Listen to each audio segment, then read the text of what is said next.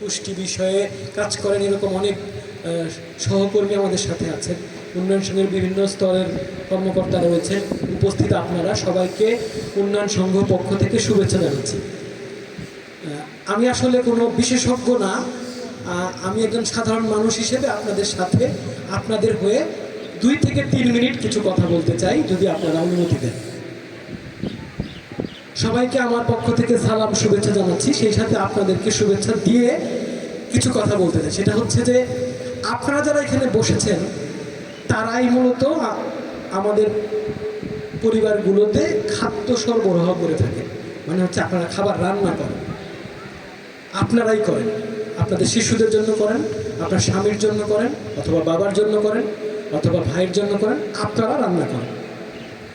যেহেতু আপনারা রান্না করেন সেহেতু আপনাদেরকেই মূল ভূমিকা পালন করতে হয় নিরাপদ খাদ্য কোনটা।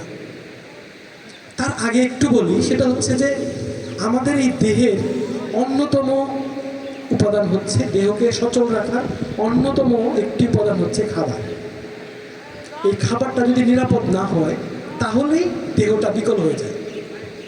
এটা আমরা সবাই বুঝি, আমাদের এটার জন্য বিশেষজ্ঞ হওয়ার দরকার নেই, ঠিক কিনা? আমার কথাটা ঠিক কিনা? তাহলে আমাদের এই দেহটাকে সচল রাখার জন্য অন্যতম উপাদান হচ্ছে খাবার, এবং সেই খাবারটা তৈরি করি আমরা, মানে আপনারা। তাহলে আপনার পরিবারের সদস্য, আপনার স্বামী, আপনার সন্তান, আপনার মা বাবা এবং আপনি নিজে, তাদেরকে কেমন রাখবেন তার অনেক নির্ভর করে আপনার তৈরি করা খাবারের উপরে, ঠিক কিনা? আপনি যদি ভালো জিনিস রান্না করেন তাহলে তারা ভালো বলতে স্বাদ বলতেছি না আমি, মানে একটা নিরাপদ খাবার যদি তৈরি করেন তাহলে তারা নিরাপদ খাবার পাবে। আর যদি নিরাপদ খাবার তৈরি না করেন তাহলে আপনার ভাই, আপনার সন্তান, আপনার মা, আপনার বাবা অথবা আপনার পরিবারের সদস্যরা নিরাপদ খাবারটা পাবে না। আমরা দেখেন বাঙালিরা কেমন, আমরা ভাত দিয়ে ভাত খাই। কিরকম ভাত দিয়ে ভাত খাই? ভাত কি দিয়ে হয়? চাউল দেওয়া হয়। আচ্ছা, ভাতের মধ্যে যে উপাদানটা আছে কার্বোহাইড্রেট, সেটা নাই বললাম, আলুর মধ্যেও সেটা আছে, ঠিক কিনা? আমরা ভাত দিয়ে কি খাই? আলু ভর্তা দিয়ে ভাত খাই, আলুর দিয়ে তরকারি রাঁধি, আলু দিয়ে ভাজি করি, ওইটাতে আবার ভাত দিয়ে খাই। তাইলে শরীরের শুধুমাত্র কি কার্বোহাইড্রেট হইলেই হয়, মানে ভাত হইলেই হয়? এই বিষয়ে আরো বড় বড় বিশেষজ্ঞরা বলতে পারে। আমি খুব নর্মালি বলি, আমাদের দেশের মানুষ অধিকাংশ ভাত দিয়ে ভাত খায়, আলু দিয়ে ভাত খায়, আলু ভর্তা দিয়ে ভাত খাই, আলুর তরকারিতে ভাত খাই, আবার আলু ভাজি দিয়ে ভাত খাই, আবার দেখেন রুটি খাই আলু ভাজি দিয়ে। আটার মধ্যেও কার্বোহাইড্রেট, আবার আলুর মধ্যেও কার্বোহাইড্রেট, মানে ভাত দিয়ে ভাত খাই। তাহলে ওই যে বলছে নিরাপদ পুষ্টিকর খাবার, পুষ্টিকর খাবারের মধ্যে যদি খালি ভাতই খাই তাহলে অন্য কিছু দরকার হয় না। তাহলে আমাদেরকে জানতে হবে, দেখেন এখানে কিশোরী পুষ্টি নিয়ে একটা কর্নার আছে, নিরাপদ খাদ্যের স্টল আছে, আবার আমাদের এখানে পরামর্শ দেওয়ার একটা স্টল আছে। এগুলো দেওয়ার উদ্দেশ্য কি? দেখেন আগে আমার বয়স তো প্রায় 45-এর উপরে, আমরা স্বাধীনতা যুদ্ধ দেখি নাই। যুদ্ধের পরে শুনছিলাম যে একটা দুর্ভিক্ষ হয়েছিল, হয়তো অনেকেই দেখেননি, হ্যাঁ।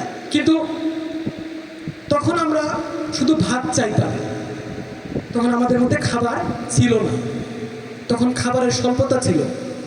আগে 1% জমিতে কতটুকু ধান হইতো? অল্প হইতো। এখন এই 50 বছরে এটা কয়েক গুণ বাড়ছে না?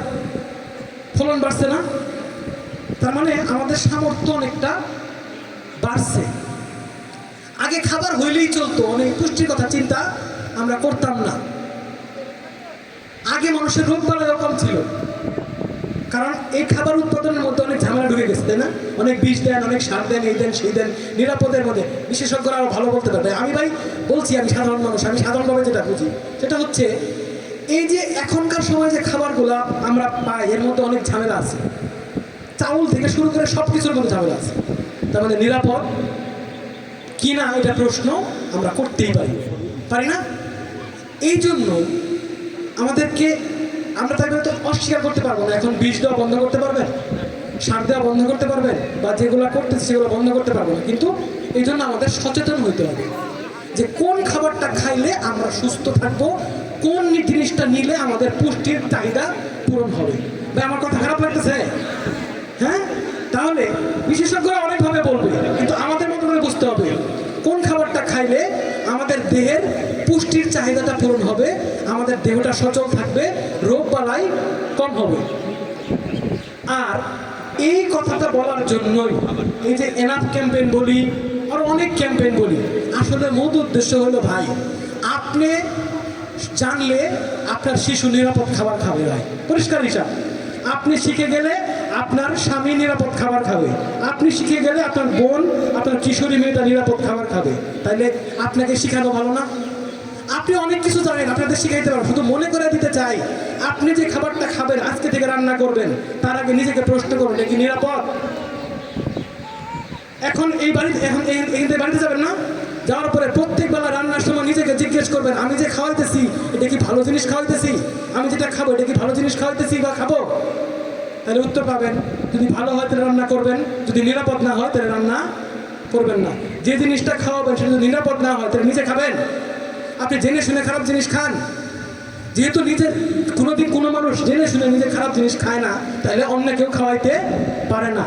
আমার বোন হিসেবে, আমার মা হিসেবে আপনাদেরকে অনুরোধ করতেছি, এখনকার পর থেকে বিশেষজ্ঞরা অনেক পরামর্শ দেয়, সেগুলো নিয়ে এখনকার পর থেকে আমার অঙ্গীকার করেন আপনার শিশুকে, আপনার স্বামীকে, আপনার ভাইকে, আপনার বোনকে এবং আপনি নিজে কখনোই আর অনিরাপদ খাবার আমরা খাওয়াবো না।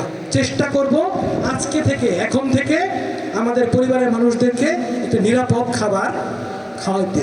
এখানে আমাদের সাথে সাংবাদিক ভাই বোনেরাও আছে, আমাদের সরকারি কর্মকর্তা আছে, আমাদের এখানে অনেকেই উপস্থিত আছে। তাদেরকে শুধু বিনয়ের সাথে বলতে চাই, উন্নয়ন সংঘ এবং ওয়ার্ল্ড ভিশন মিলে এই যে স্পিন প্রকল্পের মাধ্যমে আমরা আপনাদের এলাকার মা, কিশোরী, বোন, ভাই, মুরব্বী সবাইকে বলতে চাই, ভাই বাঁচতে হলে সুস্থভাবে বাঁচতে হবে, সুস্থভাবে বাঁচতে হলে পুষ্টিকর এবং নিরাপদ খাবার খেতে হবে।